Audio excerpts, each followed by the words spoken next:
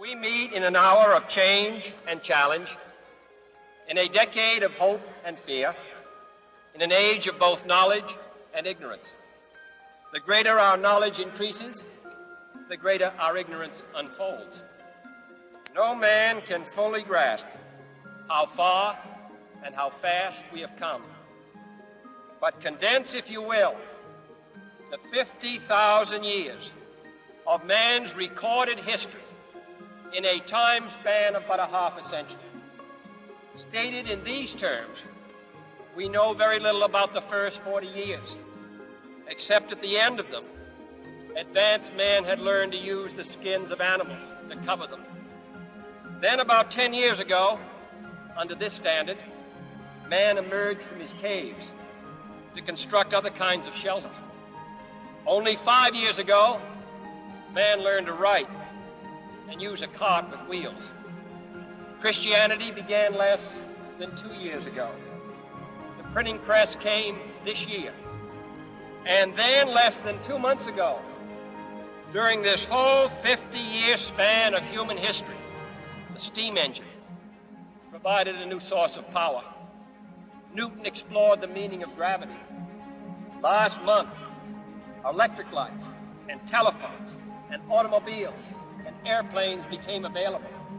Only last week did we develop penicillin and television and nuclear power.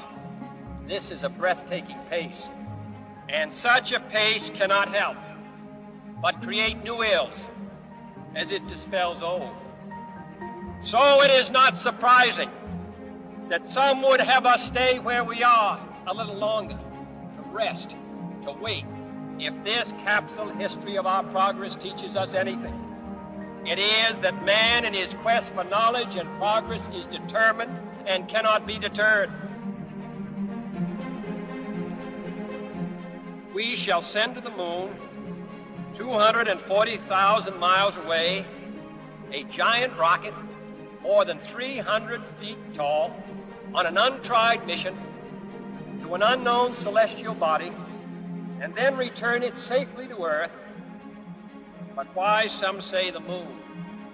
Why choose this as our goal? And they may well ask, why climb the highest mountain? Why, 35 years ago, fly the Atlantic? We choose to go to the moon. We choose to go to the moon. We choose to go to the moon in this decade and do the other things, not because they are easy, but because they are hard.